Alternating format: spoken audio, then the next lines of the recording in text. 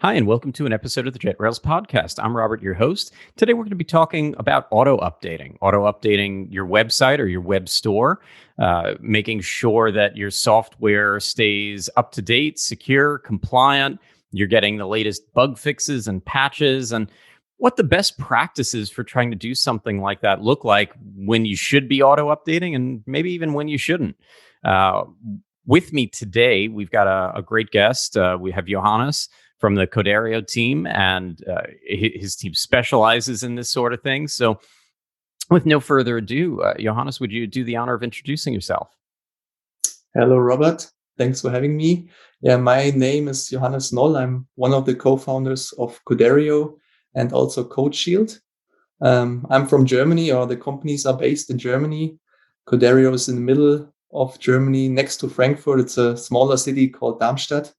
Yeah, and we specialized, as you mentioned already, in updating open source components, as for example, Drupal, but also Node.js or other technologies, JavaScript, Python, different technologies. But I don't want to get into detail about that right now. Sure. And about myself, I'm living here in Darmstadt, or sometimes I'm been in the countryside. Where my family is living. It's 2 hours to the north from here. But mostly I'm working on the companies for sure, because I want to build something good for software developers. That's my goal behind it. Yeah, well, I think a lot of us put in a lot more hours than people sometimes realize, just because we enjoy what we do, and a lot of this, it's almost our own internal gamification that you really want to make it better. And so there's that internal drive. Yeah, and I always see the value for the software developers, and I see what they did before and after, and that makes me quite happy. So that's why I love to work a lot at the end. And one of my favorite questions I always get to Okay. ask: how did you come to the name? With Coderio, I hear the word code, of course, but is there a good story behind how you actually chose the name and how you were able to zero in on that? Yeah, of course, there's a story. It has to have one. And we made, well, it's like an evolution. We originally started with called the name DropGuard. That was the first name. Drop because of Drupal. And the Drupal logo was like it's a drop originally. And that's why we had DropGuard to secure, or the guard for Drupal. Then the next evolution has been AppGuard, because we then generalized the product, because we didn't use Drupal only, but other open source components. But then at the fair in Germany, we realized if you say something, I'm from AppGuard, everyone thinks, okay, they have something to do with a smartphone app, and that's not the case. So there was a huge misunderstanding. And after that, it was then the third step. We said, okay, we need to change something. We need to have a catchier name, and no one associates with anything. And then we came up with Coderio, and you are right. Yeah, at the beginning it's code, like that everyone knows. Okay, it's just code. And then we are German. We are not no native speakers in English. We say, okay, we need to have some ending, and we suggested, okay, Coderio, and that's how we did it. Stuck. Yeah. No, and then it stuck. I like that, though, that experience, that, a name that really just suggested that you work with apps, that didn't work out well. I mean, there's all these famous examples of, businesses spending tons of money. You get, like the Chevy Nova, and you try to take this vehicle, this car, down to Latin America, where Nova means no go. Who really wants a car called the No Go? Sometimes best laid plans don't work out too well. So glad you found something that worked a lot better. But now the question from me to you, is there anything bad about Coderio from your point of view? Not yet, but let's see if anybody responds to this episode with anything in particular. You never know. Maybe someone knows something that I don't. Don't tell my wife. Once in a while, I don't know everything, but certainly don't tell my kids. Please do so. So if someone has some issues with the name, please let me know. Would appreciate that. Yeah, would be perfect. I think it's great. And you mentioned CodeShield as well, another company that you're part of founding. Mm-hmm. What's the difference between Coderio and CodeShield? What's led you to create two different brands? It's not only two different brands, it's two separated companies. So Coderio is started from Drupal and is in technical speaking, it's a software composition analysis tool. So it analyzes the Git repository of customers and checks, okay, what are the open source components in it, checks the version, is it vulnerable or not, and automates the updates for technologies like Drupal, Magento, Python, NPM, JavaScript, so different technologies. And CodeShield has another approach. CodeShield is for cloud native applications. So right now the focus on AWS Lambda, and it secures the whole infrastructure of those applications. So could be a misconfiguration in the infrastructure, could be a security vulnerability with a SAST solution which we have. So that's the difference. Did you get the difference between it, or it's also I think technical description? Yeah, I'll maybe try to save our listeners from needing to, if they're not specialists in some of the specific languages, from diving too deep. But I get that there's differences. I'm actually going to pull it back to a higher level in terms of differences, because I know that some platforms like a WordPress, now has some level of auto updating involved. In some cases, maybe, from what I read in the news and what I hear, maybe too much, where, sometimes website owners are upset when something auto updates and breaks something, especially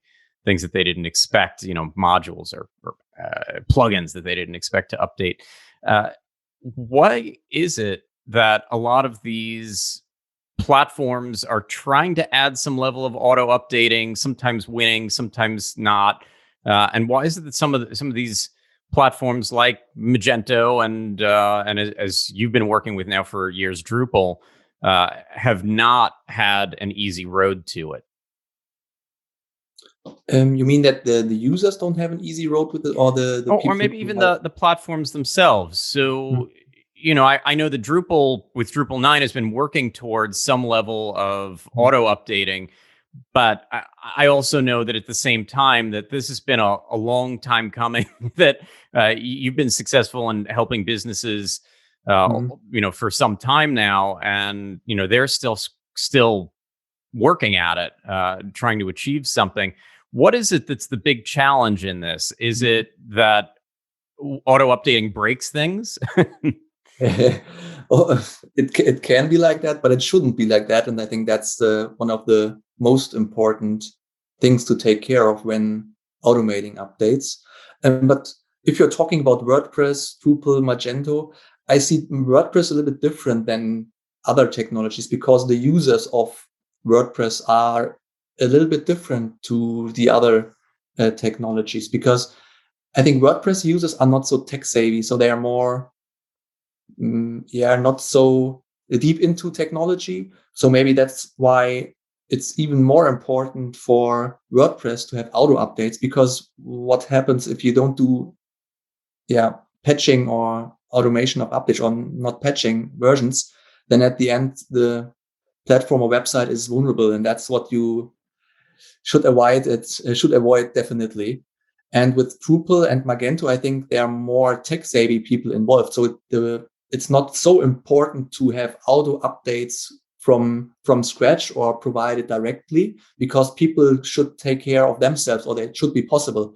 Of course, what I see in the market is that they don't do sometimes, what's also bad, but I think the percentage of these people in Drupal and Magento are lower than compared to WordPress, if both had no auto updates, I guess. And I think that's why there's a difference. And it's quite hard to do that, of course, because you mentioned Drupal, and it's quite hard to do that. Yeah. And I think that's an interesting point, that the user base, something like WordPress, there might be a lot of businesses that don't have an agency or a dev team or a full-time developer or someone that's really dedicated to continually managing something for them, where, if your business is running a mid-market or enterprise e-commerce website, for instance, or, you're a multi-thousand person organization, maybe even a nonprofit, let's say, but, using Drupal. Well, you've got some dedicated resources there that are going to be able to follow best practice. And you probably also have development environments, staging environments, production environments. You've got some kind of workflow. And so that also changes things because you are really set up to test rather than to just roll something out to live, in which case it's going to break anyway if there's a problem. You're actually going to know first and be able to address conflicts and issues somewhere, with these bigger platforms, because you have some kind of a workflow that includes that kind of testing. Yeah, definitely. But only the size of the company, which is using then a Drupal or whatever. What I saw in the market is that it's not related to security at the website. Because, for example, the case of Lenovo, you may have heard about it. Lenovo didn't use the current versions of their open source components. And by that, they had an outdated version which was vulnerable. And then I think 115,000 website visitors have been exposed to a crypto miner by that. So even if you say, okay, a huge company or an agency has to have different process steps, testing and so on, it's still also a problem, even if you are aware of your current versions, or depending, are you aware if you have the steps, but a lot of people are also not aware of the current versions and vulnerabilities. But I think I can just recommend to everyone to take care of that. Even big companies fail with it sometimes. Yeah. Well, look, and sometimes businesses don't even understand what type of regulations they're under. So, in e-commerce, and that applies to WooCommerce and Drupal commerce, and of course Magento and any other platform, PrestaShop, Xcart, Silius, Shopware, pick your your platform of the day. No matter what you're using, if you're accepting online payment cards, credit cards, debit cards, that sort of thing, you're expected to patch within 30 days of the patch release. And so companies that push these things off are out of compliance and are taking on different kinds of risks and have different kinds of issues. So they've made a commitment by accepting these payment cards that they're not necessarily honoring in the moment. And I think that, what do you think about some of the other regulations that are hitting in terms of the need to keep data privacy? Because as far as I know, when we start talking GDPR, CCPA, and these different data privacy regulations, there are also some expectations that the businesses and organizations that own these websites, that they're going to follow not only best practice for letting someone be forgotten for deleting data, but for safeguarding the data so that it's not stolen and abused by third parties just as much. Do you think that is having any impact or might have an impact on the market moving forward?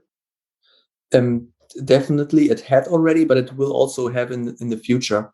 You mentioned already that developers or companies have to patch within 30 days, for example. And also in GDPR in Germany, it always says, okay, you need to have state-of-the-art encryption, for example. And also patching is one of the most important topics which is mentioned in it. So it will have an impact, or it does have an impact already. But what is in this law, for example, is in some cases it's a good idea to have it in by law, and you have to do it. It's a good idea. But what I saw in Drupal, for example, in some cases, the 30 days are much too long. I saw cases where from the release till the first automated exploit has just been 6 hours. I've been at a security event in East of Europe, at a specialized security event with security experts. And they did, provided some showcases because they always measure, okay, when did we put out the patches?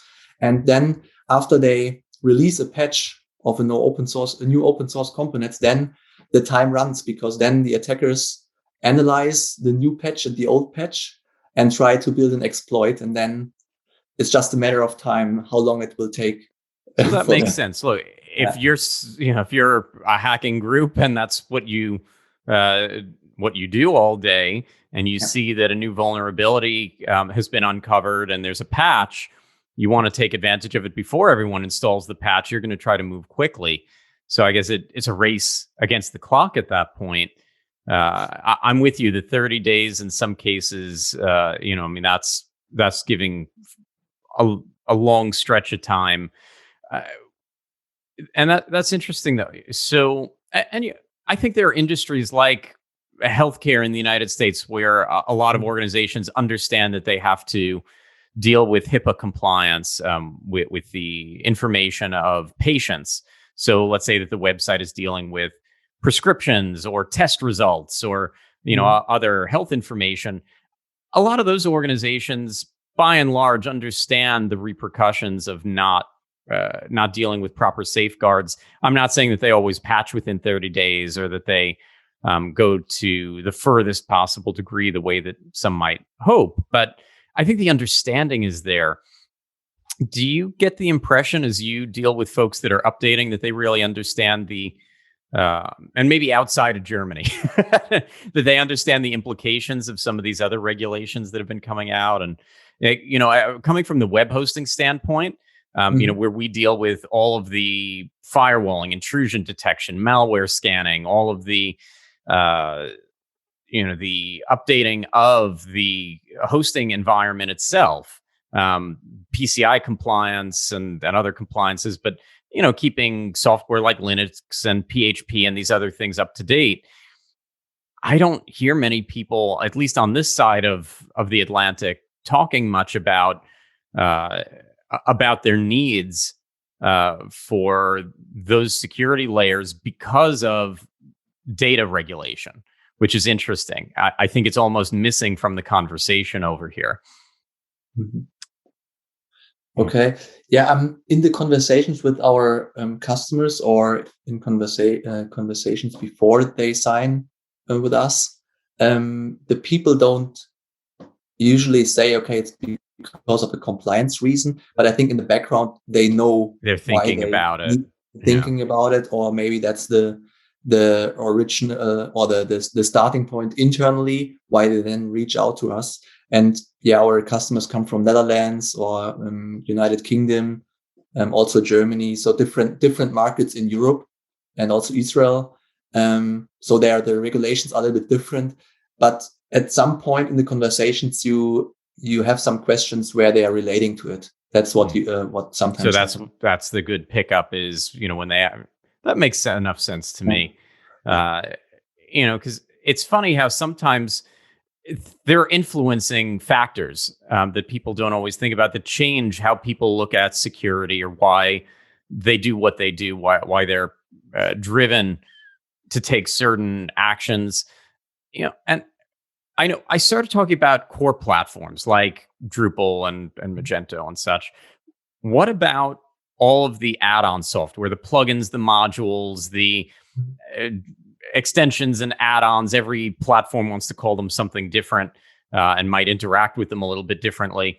Do you find that that's exactly the same challenge, or maybe there are cases where people are more focused on the core and it's the modules that are being exploited? That's a good question. I didn't have a statistic for that. What's the focus on? But what I see in our customers is that they take care of their core, Drupal core, for example, and also the modules, which is called in Drupal. And with Codero, they can update both. So core, modules, and can check everything and automate the updates. So I don't see any preference for them that they just say, okay, we just want to update core. And in my opinion, it doesn't make sense to just update the core or the modules. Need to take care of the whole Git repository and all the technologies you are running in it. Because if you just update or patch one part and the other one you don't patch, in my opinion, basically, it doesn't make sense. Yeah, you lock the front door and the back door is wide open. Then it's, I mean, even better than doing nothing, but in my opinion, it's then not a good idea, to be honest. But I also had conversations with people who said to me, because Drupal updates are coming out on Wednesday evening German time zone. So in the US, it's, what time is it? Yeah, a little a.m. earlier in the day. Earlier in the day. So they said, okay, we want to patch all of our sites within 1 hour. And I said, okay, not a bad idea. If you can do that, happy to hear that. We will achieve that. So together, it's possible to do that. But that's an exceptional case, I would say, that people are so aware and so focused on fast patching of their sites. But, yeah, I mean, more power to them. I think there's also sometimes some risk or challenge that some people try to avoid when you're among the earlier ones, because usually by the time patches roll out, they've gone through, in many cases at least, when we're talking, let's say, software updates, a new version, minor version of Drupal, let's say, it's undergone an amount of testing. But when you really start to roll something out to the general user base and it's reached its general release, not alpha or beta or some earlier testing, there's that balance of, do we want to be among the first to test this and to see if it's got bugs? I know that with better testing and planning, a lot of platforms have had fewer issues with the patches and updates that they're putting out, but there's always that risk that there's going to be some kind of conflict with a major module or some other challenge that's going to occur. Yeah, definitely. Yeah, so you can't use this number for major releases or major updates. Not possible. But for minor updates, which have a vulnerability, then it makes sense to apply this approach from the company I just mentioned. That makes totally sense. But of course, we see that not all of the patches can be applied immediately. Maybe it sometimes takes some days, manual testing, automated testing. So it's quite good to have a good process, the ICD pipeline in place, which makes it easier. But at the end, it's not necessary. You need to have somehow to check it regularly. But yeah, up to the people how they prioritize it. But of course, we have some recommendations what they should do, or if we see that it takes too long for them to patch some vulnerable packages, then of course they should definitely take action, or we push them to do that. Yeah, and you mentioned that you asked a question that I didn't really have you bring stats for or anything like that. But getting ready for this episode, I was pulling some stats myself. We've got a whole bunch of security partners that we work with. We like using best in class technology, and depending on the users that we're supporting, there are different things out there. There's Sansec and Securi that I looked at, and looking at their data, they were estimating maybe 2/3 to 3/4 of sites on popular platforms like WordPress and Drupal and Magento were running on servers with outdated versions of PHP, software that wasn't supported, meaning that there were no more security patches, that it's outdated and there are known vulnerabilities. Lots of businesses move hosting to providers like JetRails to get properly managed and maintained environments. But those same reports, they were showing that the CMS software was often maybe not just as out of date, but it was pretty similar. In 2019, Securi reported 56% of all CMS applications were out of date at the point that they were infected. So, talking about the sites that actually were exploited in some way by hackers, that a large percentage of those, it was, they were left open. Why? To get a little bit back to some of our central theme, why are these businesses not updating? They chose an open source software and they're getting best in class, that way. There's a lot of great reasons for choosing these kinds of platforms, and users that maintain are really happy. But what's going on with the ones that are falling behind, that are maybe it's taking them 20 days to patch, maybe they're not patching at all with any reliable frequency? But why aren't people patching within a few business days or something more reasonable on average? What's your experience with it? I think there's a very easy answer to that. If you're a product manager at a company or you're building a product, what has the highest priority to you? It's always new features and features and features. So first features, and then after that, security and maintenance. And that's how those numbers you mentioned, 50. I'll throw marketing in there with features. There's always money for that too. Let's drive more people. I think so. That's the reason behind. So features first, then after that comes the rest. And that's what I also saw in the past and in the current situation as well. But I think people miss to calculate at the end. If they would automate some of the steps which are necessary to patch and how much time they need without it, then in the long run, they would save some time when they patch regularly. So if you just do features all the time, and then at some point you see, okay, we didn't take care of nothing. And then after half a year or a year, you realize, okay, well, we need definitely to do something. Then of course it's a lot of work to do, but if you do it on a regular basis, and I know companies from Netherlands, for example, they do it every week or every second week, depending on the amount of updates they have. Of course, they have 60 sites something, or above 70 sites now. It totally makes sense to do it on a regular basis, and then it's not keeping them so busy if you do it on a regular basis, definitely. So it's a good idea to take it on every week or every second week. Yeah. And I'm going to boil something down there just a tiny bit more, because as we talk about prioritizing features and other things, my sense in all my years in the industry has always been that it comes down to money. Features are almost, it's more of the symptom than the cause.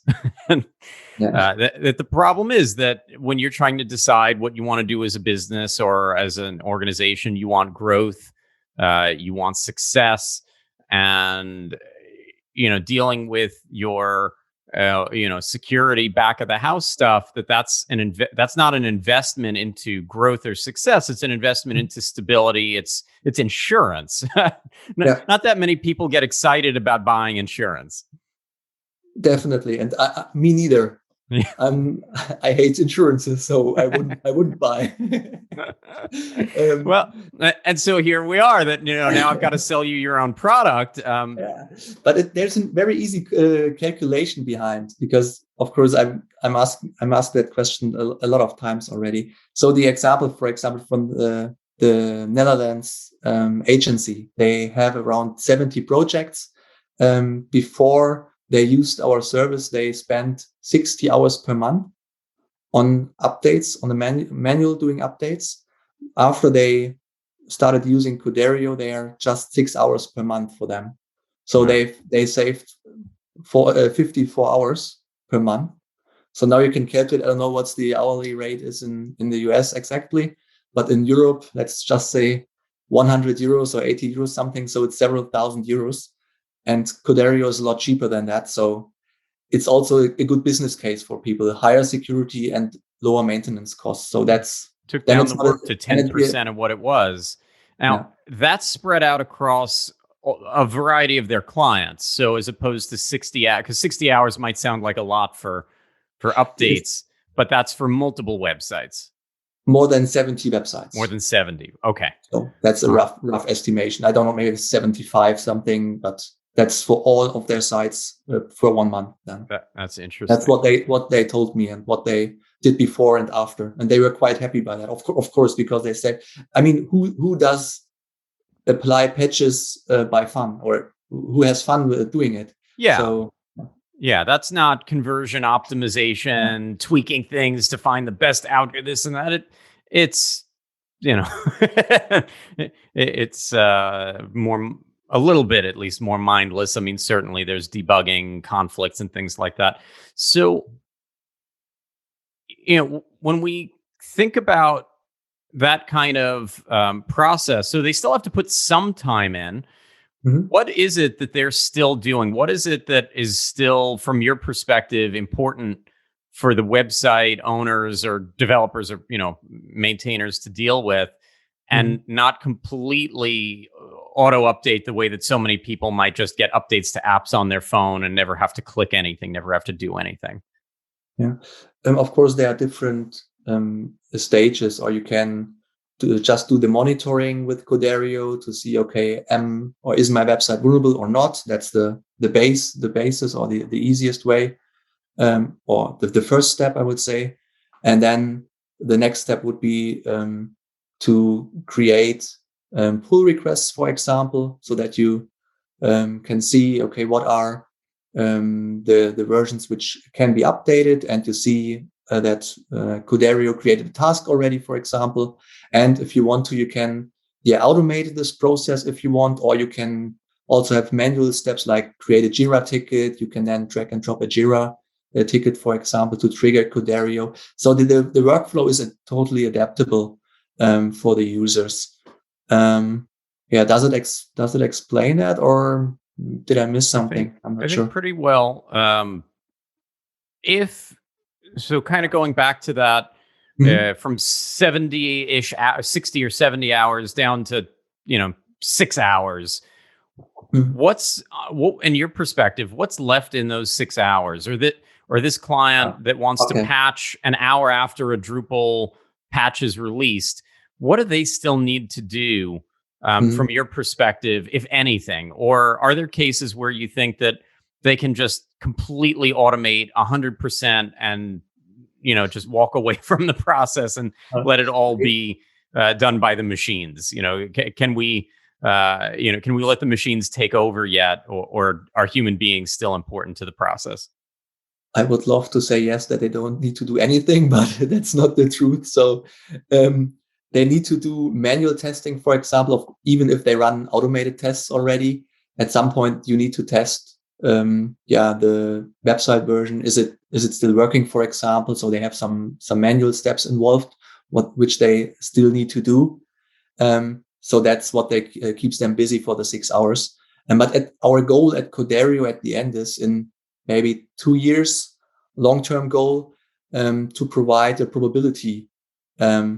Does my site break, or will everything be fine? Because that's why people also, one of the reasons why they don't patch is they are afraid of breaking their site. So if I can get this fear that the site won't break, then if it's as easy as updating an iPhone app, then everyone would do it. And that's what we would like to achieve, that everyone is patching faster and more often. Yeah. Well, and I imagine that some of it is depending on how the site's built, what it's using and reliant on, if they're using, if the core is certainly intact and other dependencies are as expected. And the farther that they go off script, the more modules that they're running, the more that's going on, the more complex, the more to go wrong.